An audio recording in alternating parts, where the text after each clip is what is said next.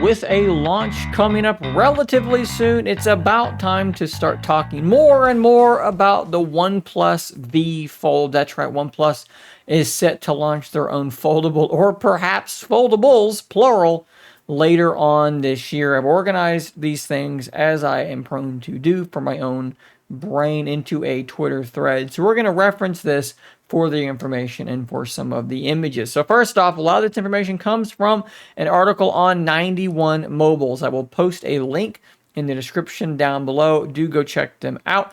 And this information apparently arrived at 91 Mobiles through Twitter user Yogesh, who is consistently cited on this channel as being somebody who seems to know what they are indeed talking about. So the first bit of information here is that the OnePlus V Fold and the Oppo Find N3 are apparently going to be almost identical devices. You can see on the screen here. Now, this is the Oppo Find N2.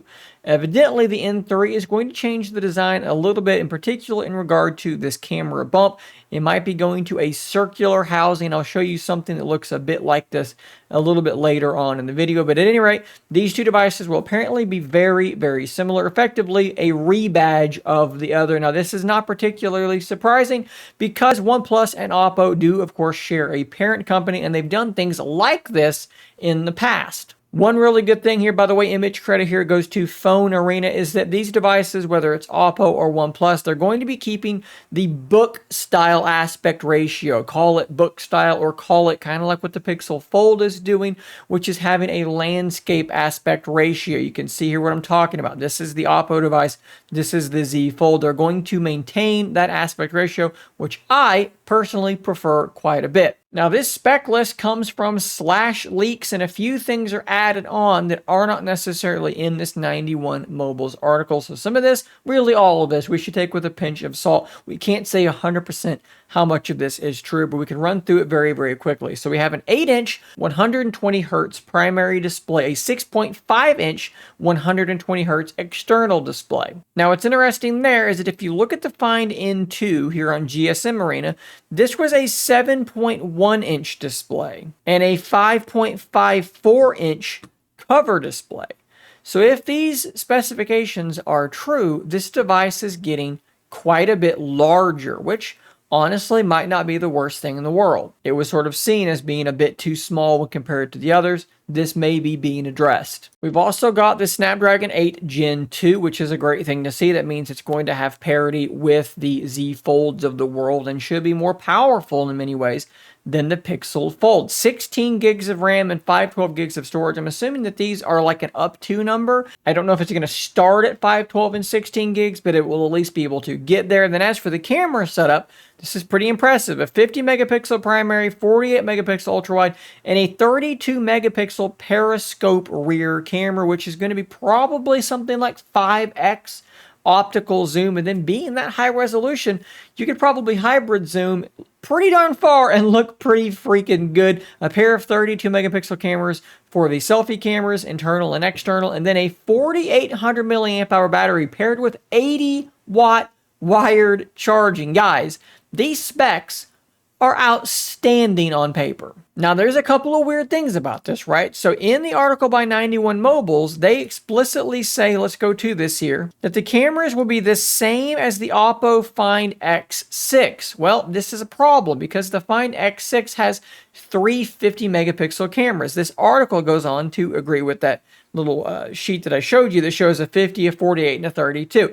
I don't know if I'm missing something here or what. I've Googled this phone. I've seen spec sheets on a couple different websites.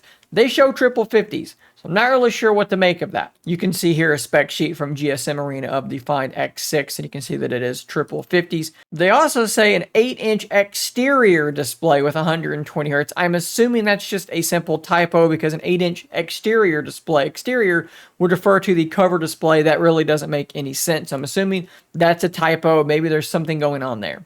I mentioned earlier there was a schematic going around. This is exactly it, with a round camera bump on the back, Hasselblad logo, and a periscope zoom. Now, if this is accurate, this would not be maintaining the book aspect ratio or the wide aspect ratio. This would be basically a Z Fold. So that part might not be accurate on this schematic. Imagine a bit shorter and a bit wider, and perhaps there would be a bit more accurate, depending on if these reports are true. Now, they also mentioned in the article that it's possible that not only will OnePlus be bringing the Oppo Find N3 stateside under their branding with their name, it's possible they're also bringing a flip phone as well. Of course, we all know about the Oppo Find N2 Flip, which has made the rounds as of late with a very large cover display. And people seem to like this device quite a lot. Perhaps we could be seeing a rebrand of that exact device again, coming stateside along with the Oppo, or I should say the OnePlus V Fold. Now, a big aspect of this, because again, these specs look great on paper, is what is this thing going to cost? Well, the Oppo Find N2, if I'm reading here correctly, launched at a price of 89,000 rupees. Now, if you take that and translate that into dollars,